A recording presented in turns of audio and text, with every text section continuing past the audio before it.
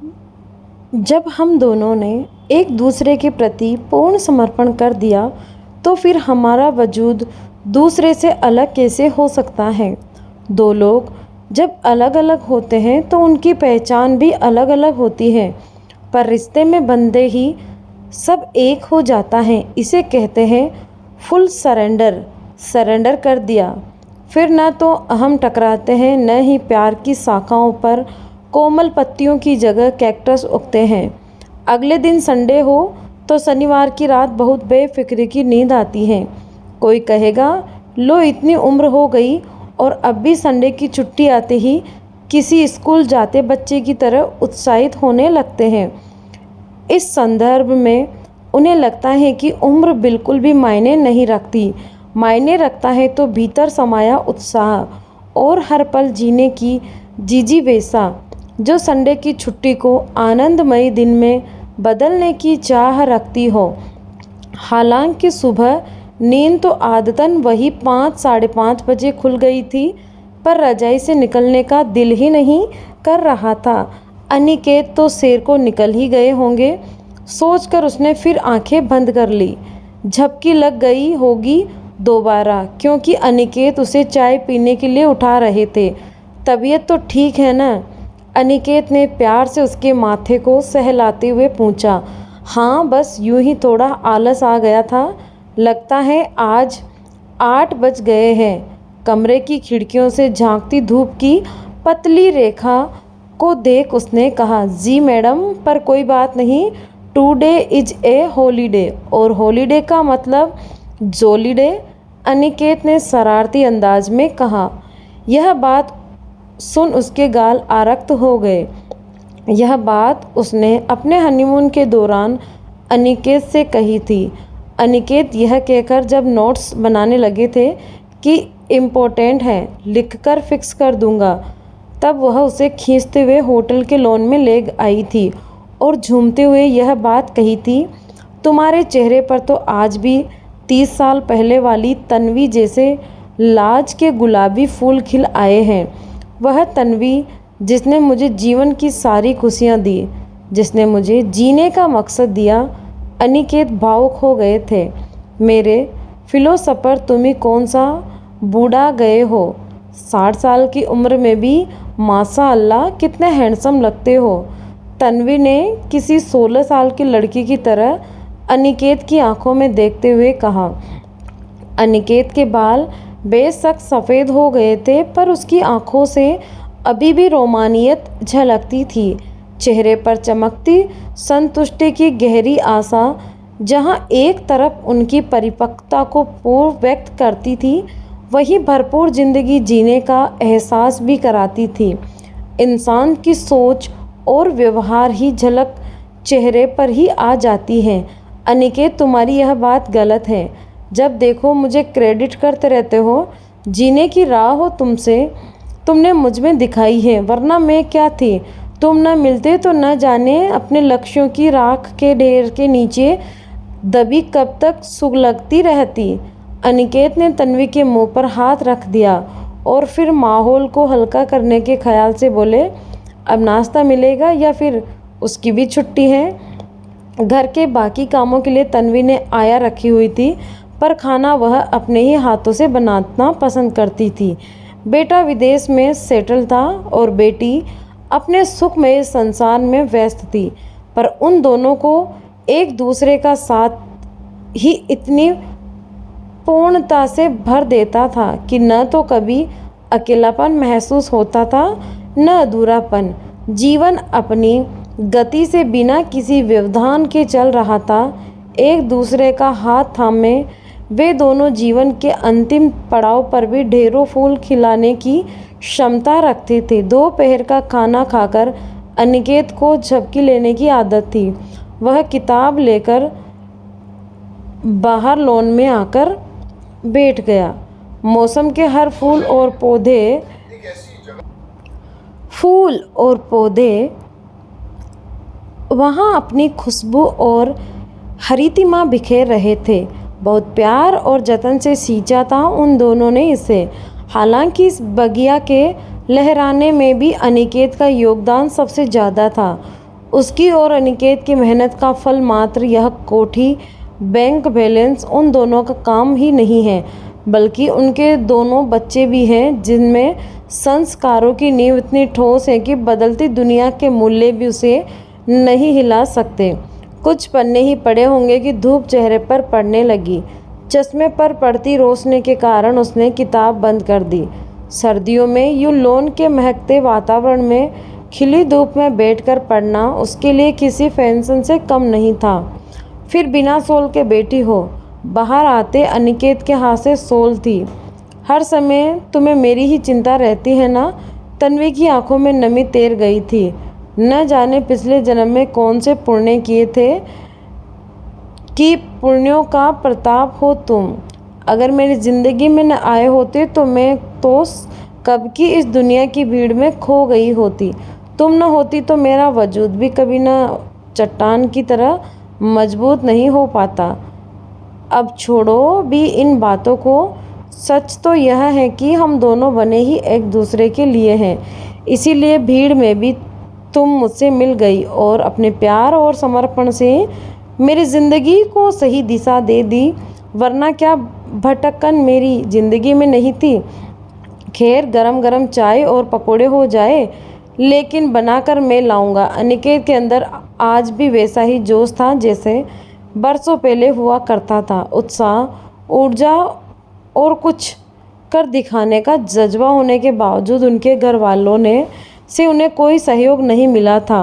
वे तो चाहते थे कि उनका बेटा फटाफट पढ़ लिख कर किसी सरकारी नौकरी पर लग जाए ताकि उसके साथ साथ सबकी भविष्य सुरक्षित हो जाए। उनकी नज़रों में उनके बेटे का अर्थ था केवल ऐसा कमाऊ पूत जिसका फर्ज था परिवार की खुशियों के बारे में सोचना, चाहे उसके लिए उसे अपने सपनों के पंख ही क्यों न कुतरने पड़े। अनिकेत को अपनी जिम्मेदारियों का एहसास था, पर वह इंजीनियर बनना चाहता था ताकि स्थिति ठीक नहीं थी, पर उसने यकीन था कि अगर उसे पढ़ने दिया जाए तो वह अवश्य ही स्कॉलरशिप पा लेगा। उदास खिन्न मन, अपने जीवन से निराशा हो, वह उस दिन भटकता रहा जब उसकी मुलाकात तन्वी से हुई थी। एक छोटे से शहर की तंग गलियों में से मम्मी पापा की मर्जी के बिना जब उसने दिल्ली की रेलवे स्टेशन पर कदम रखा था, तो वह नहीं जानती थी कि उसके जैसी लड़कियां इस बड़े शहर में बिना किसी सहायता के कैसे अपनी महत्वाकांक्षाओं को पूरा कर पाएंगी। बीए की डिग्री और आत्मविश्वास के साथ डर की डोर थामे वह धीरे धीरे डग भरते हुए स्टेशन से बाहर निकली थी, तो पल भर को उसे लगा था कि उसने शायद गलत फैसला ले लिया था, पर वापस लौटने का तो सवाल ही नहीं उठता था।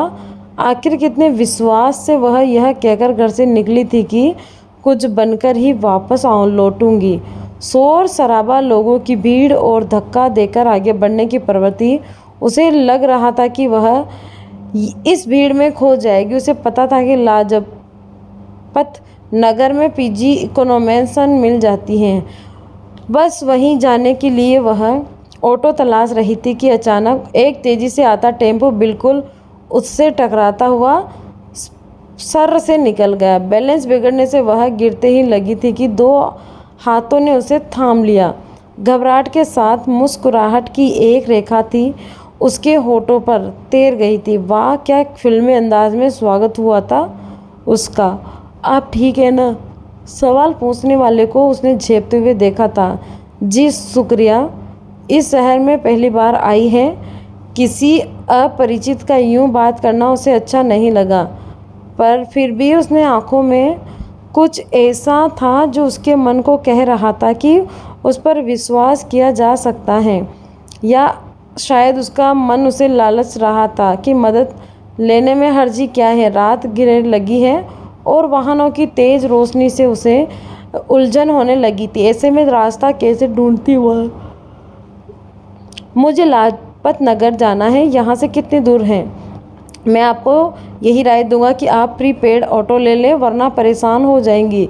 तन्वी को कुछ समझ नहीं आया था। प्रीपेड ऑटो जैसी कोई चीज़ होती है वह नहीं जानती थी। फिर उसी ने सब कुछ अरेंज किया। वह बैठने लगी थी कि न जाने कैसे। पूछ बेटी, आप कहाँ जाएंगे? चाहे तो साथ चल सकते हैं। तन्वी आज तक समझ नहीं पाई कि उस जैसी लड़की को उस समय यह पूछते हुए आखिर डर क्यों नहीं लगा था। क्या नियत का उसे कुछ हाथ था? मैं नहीं जानना चाहता, मैं बस अकेले रहना चाहता हूँ। दुविधा और परेशानी के भाव से उसके चेहरे पर देख तन्वी पल भर को यह सोचकर चुप हो गई कि बड़े शहरों में लोग एक दूसरे से मतलब रखना पसंद नहीं करते हैं। पर फिर उसे लगा कि यह तो उसी की तरह दिशाहीन लग रहा है। फिर उसकी राहें कैसे अलग हो सकती हैं? अपनी अपनी महत्वाकांक्षाओं को पूरा करने की चाह ने उसने कब और कैसे एक दूसरे से जोड़ दिया। इस बात वह ऑटो का सफ़र शायद इस बात का इशारा था कि उन दोनों की ज़िंदगी बदलने वाली है। जब दो लोगों के दुख, परेशानियां और सपने एक जैसे होते हैं तो अपनत्व की कोमलता उनके बीच फूट जाती है और धीरे धीरे वे कोपलें बन पेड़, पत्ते और फूलों में भरने लगती हैं। तो विश्वास की छां उनके चारों ओर फैल आती है। मदद करने का जज्बा तो उस दिन सबसे बीच अपनाया था। वह उसकी सेवा सोच एक हफ्ते ही और मजबूरन होता गया। तन्वी ने अनिकेत की मदद से पहले एमए और फिर पीएचडी की, क्योंकि वह अध्यापक के क्षेत्र में जाना चाहती थी। तन्वी के कहने पर अनिकेत ने अपने घर वालों को इंजीनियर की पढ़ाई के लिए राजी कर लिया। पढ़ाई के साथ साथ दोनों छोटी मोटी नौकरियां भी करते थे। जब भी दोनों में से एक हिम्मत हारने लगता तो दूसरा आश्वासन बना देता। उसके कंधे पर हाथ रखकर दोस्ती की ठोस उम्मीद पर तैरने लगती। अपनी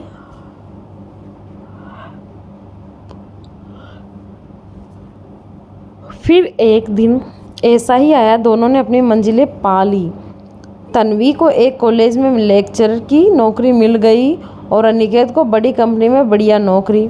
अब एक दिन कर्नाटक पैलेस में घूमते घूमते अचानक अनिकेत ने पूछा, क्या उसने हैरानी भरी नज़रों से उसे देखा था। सपने तो पूरे हो गए, अब आगे क्या सोचा है? क्या सोचना है? बस यही सोच रही हूँ कि आज की जो तुमने मेरे लिए किया है उसका कर्ज कैसे चुकाऊंगी। यह तो बहुत आसान है, तुम्हारी शादी कर लो। अनिकेत ने जिस सहजता से यह बात कही, उसकी सहजता से तन्वी उसे स्वीकार नहीं कर पा रही थी। वक्त ने हमें बहुत अच्छे दोस्त बनने का मौका दिया है। अब इस रिश्ते को किसी बंधन में बांधा तो करदरार आते ही दूर नहीं लगेगी। आज तो मेरी जिस सफलता पर गुमान करते हो पति बनने की, वह तुम्हारे ईगो को हर्ट करने लगेगी। हो सकता है मेरा काम करना या मेरी आज़ादी ही तुम्हारी आँख की बेकारी बन चुभने लगे। मैं तो अब अपने मम्मी पापा की मदद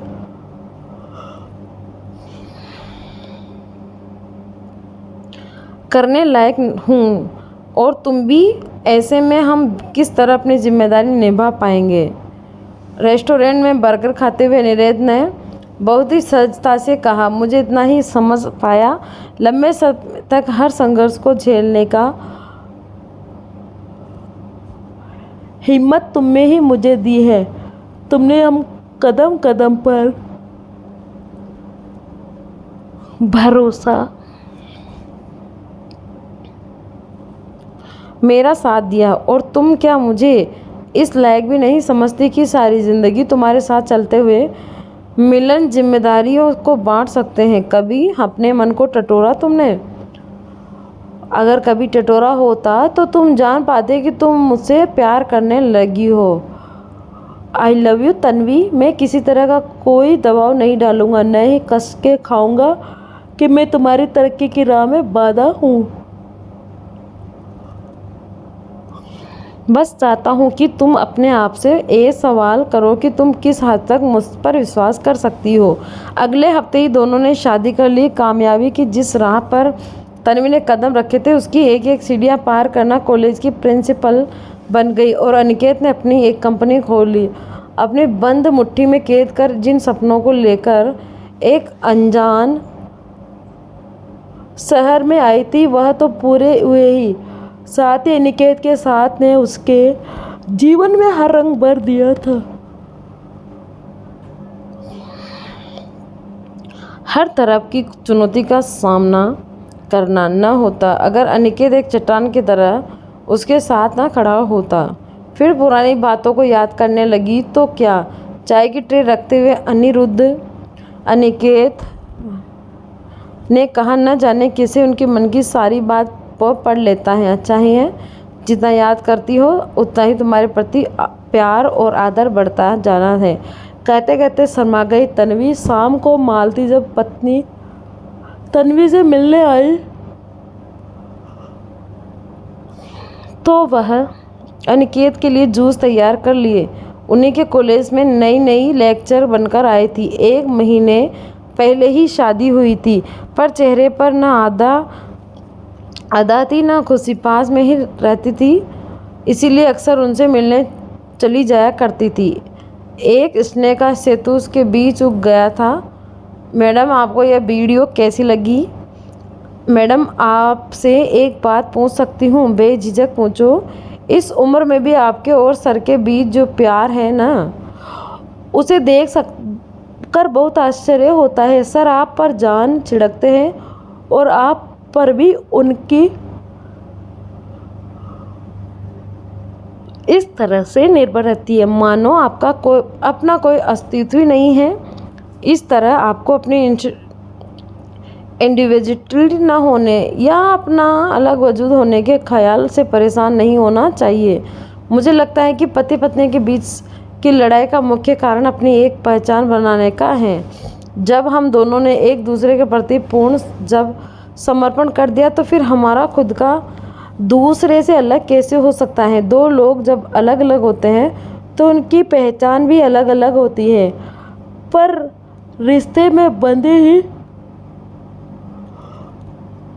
सब कुछ हो जाता है। इसे कहते हैं पुल सरेंडर कर दिया, फिर न तो हम टकराते हैं और न ही प्यार की शाखाओं पर कोमल पत्तियों की जगह कैक्टस उगते हैं।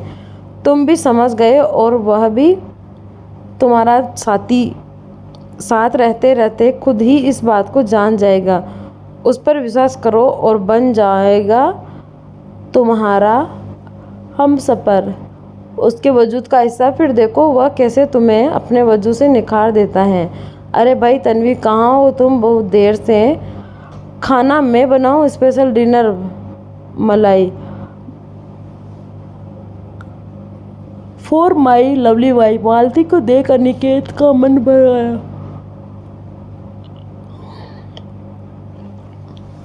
पल भर को शक पकाए, फिर खिलखिलाकर हंस पड़े। देखो तुम, हम बूढ़ों के रोमांस को कैंपस में चर्चा का विषय मत बना देना। उन लोगों के चेहरे पर छाए प्यार और विश्वास के बादल सबल और अपनी मुट्ठी में बांध कर जब मालती वहाँ से निकली, तो उनके मन में एक भीतर अनगिनत टिमा रहे थे, मानो अंतर्गत के कोने कोने में छिपे सारे संशय तिरोहित हो गए हो।